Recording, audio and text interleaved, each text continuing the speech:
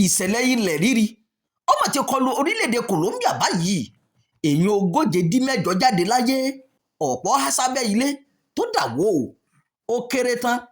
èèyàn 138 ló ti jáde láyé báyìí tí ìjọba sì ti kéde ìlú ọ̀fararọ ní Colombia lẹ́yìn ìṣẹ̀lẹ̀ ilẹ̀ rírì eléyìí tó wáyé ńbẹ̀ wò a gbọ́ pé ó ṣeéṣe kí iye àwọn tó ti kú níbẹ̀ túbọ̀ pọ̀ sí i látàrí ọ̀pọ̀ èèyàn tí wọ́n há sábẹ́ àwọn ilé tó dà wó ìròyìn ní ìṣẹ̀lẹ̀ náà ní irú rẹ̀ tó burú jùlọ láàrin ọdún díẹ̀ sí àsìkò yìí ilẹ̀ rírì ohun tí ìwọ̀n rẹ̀ tó 7.5 magnitude wáyé ní nǹkan bí aago 7:30 ó sì jìn tó ìwọ̀n 103 kìlómítà lágbègbè Choco ìjọba orílẹ̀-èdè náà sọ pé ilẹ̀ ń mì tìtìtì fún ọ̀pọ̀ kìlómítà lágbègbè ibi tí ìṣẹ̀lẹ̀ ọ̀hún ti wáyé dé àwọn ibòmíì púpọ̀ àwọn tí wọ́n kú ló wà lágbègbè Pereira tó jẹ́ agbègbè tí wọ́n ti ń gbin kọfí nígbà tí àwọn agbègbè míì tó yí ká bíi Falidinkoka náà faragbá níbẹ̀ àárín ibi tí ìṣẹ̀lẹ̀ náà ti burú jùlọ ní agbègbè San Jose de Mpama ní Choco àmọ́ ìyàlẹ́nu ló jẹ́ pé àwọn èèyàn kò farapa tàbí kú níbẹ̀ gẹ́gẹ́ bí adarí agbègbè ọ̀hún Leon Fabio Mario Mancada ṣe sọ àjọ Association of Capital Cities sọ nínú àtẹ̀jáde kan pé ó lé ní èèyàn 450 tó farapa nínú ìṣẹ̀lẹ̀ ọ̀hún báyìí o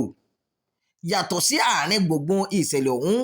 àwọn ilé tó ya ní nǹkan bíi kìlómítà 65 sí agbègbè náà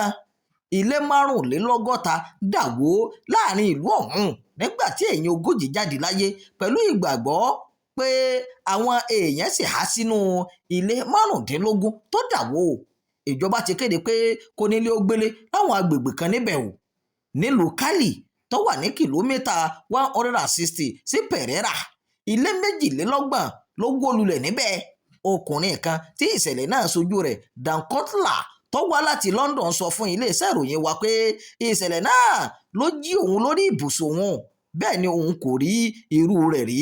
láti ọdún 29 tí òun ti délé ayé o ìròyìn fún ti àkókò yìí kò ní jù báyìí lọ ẹ má gbàgbé láti máa darapọ̀ mọ́ ìkànnì yìí ẹ máa pín ká ẹ máa fèrè òǹgbà ẹ sábàlá àríwúsí ẹ ṣeun bí ẹ ti ṣe ń darapọ̀ mọ́ wa.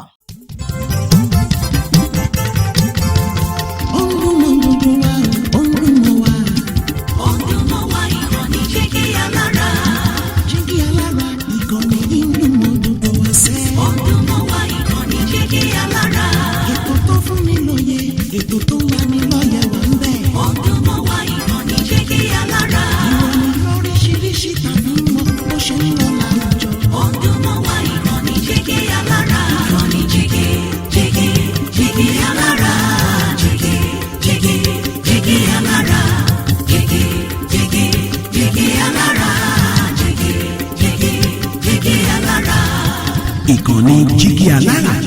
24 bàbá gbogbo.